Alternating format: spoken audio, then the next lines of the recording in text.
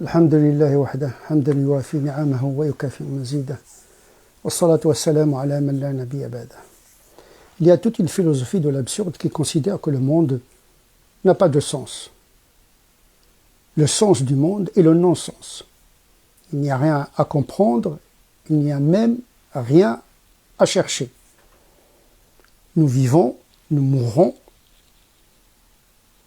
nous subissons l'usure du temps et à un moment donné, nous allons disparaître une fois pour toutes. Cette philosophie, cette croyance a été résumée dans un passage du Coran.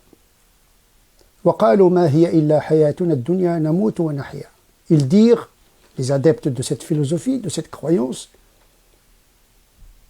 qu'il n'y a que notre vie de l'ici-bas, c'est-à-dire qu'il n'y a rien d'autre. Il n'y a pas une perspective d'éternité et que le monde s'arrête au monde de l'ici-bas. Namutu wa nahya, nous mourrons et nous vivons, seul le temps nous fait périr. Wa ma yuhlikuna illa ad-dahr. D'ailleurs, on les appelle ad-dahriyun, c'est-à-dire une forme d'athéisme qui considère que le Dieu, c'est le temps, ad-dahr. Et le Coran de leur répondre. وَمَا لَهُمْ بِذَلِكَ مِنْ عِلْمٍ. Ils n'ont pas en la matière une connaissance sûre. إِنْ هُمْ إِلَّا يَظُنُّونَ. Ils ne font qu'émettre des conjectures. Donc il s'agit dans ce passage de dahr, c'est-à-dire le temps qui fait son effet. On vient du néant, selon cette perspective philosophique, et nous allons vers le néant. Mais paradoxalement, il y a un texte qui considère que le temps, c'est Dieu.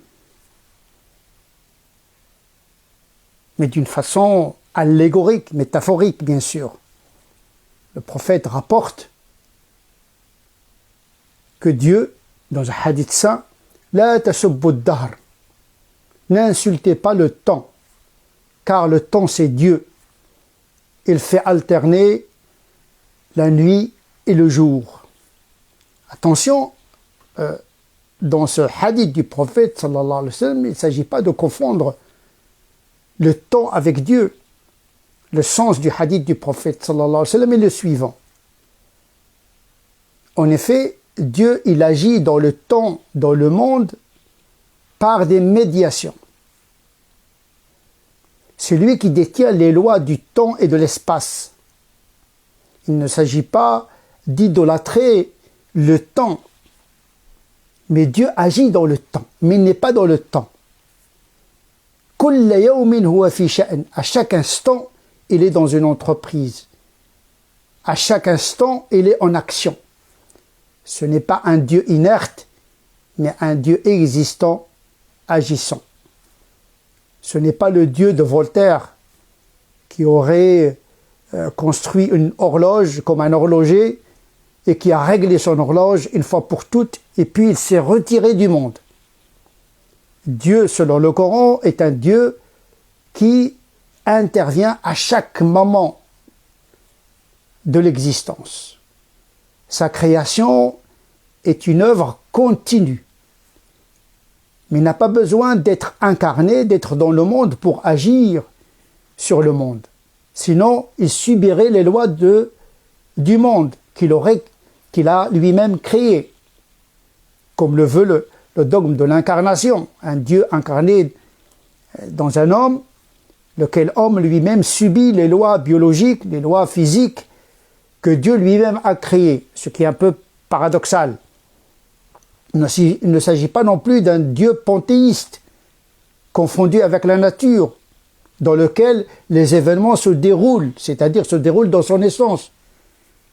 Le Coran parle d'un Dieu distant et agissant par la médiation des lois. Des lois stables, mais il y a des lois d'exception. Les miracles, les catastrophes font partie des actions de Dieu dans le monde. On dit en philosophie ou bien plutôt en théologie politique, le souverain, il a le pouvoir de suspendre la loi. Et puisque Dieu il est le souverain absolu, eh bien, il peut s'affranchir des lois. Les lois ne l'obligent pas. Et donc, la loi de l'exception signifie le pouvoir absolu. D'ailleurs, nous avons gardé quelques traces de cette théologie politique dans la philosophie politique à travers la grâce présidentielle, ou bien l'état d'exception. Et puisque Dieu il a le pouvoir absolu, il peut s'affranchir des lois que lui-même a créées. Les miracles et les catastrophes font partie justement de ces exceptions. Comment les interpréter? Nous traversons aujourd'hui la catastrophe sanitaire qui fait partie de ces exceptions. S'agit-il d'une exception qui alerte l'esprit sur celui qui détient le pouvoir absolu, ou s'agit-il d'un châtiment?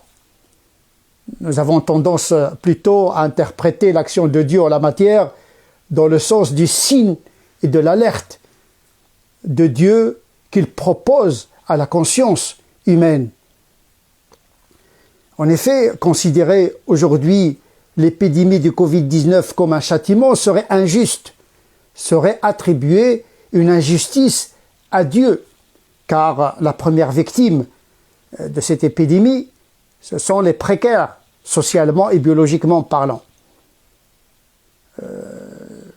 Les gens qui sont en confinement dans des villas ne vivent pas la catastrophe de la même manière que ceux qui sont dans des conditions sociales très difficiles, dans les toits d'un appartement, 10 personnes dans un appartement, alors que certains vivent un confinement 5 étoiles.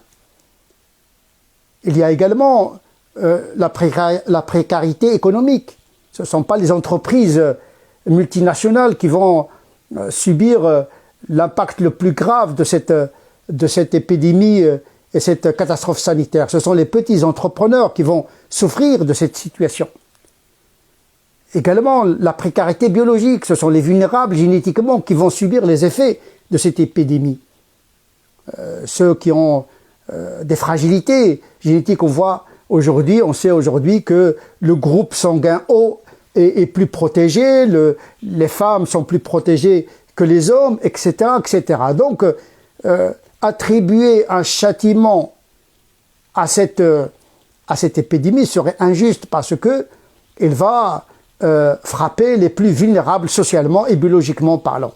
C'est attribuer à Dieu une lecture darwinienne, c'est-à-dire que cette catastrophe, il va éliminer les plus faibles et va laisser les plus forts socialement et biologiquement. Donc il faut faire attention quand on interprète les signes de Dieu, quand ils se manifestent dans leur exceptionnalité dans le monde des humains.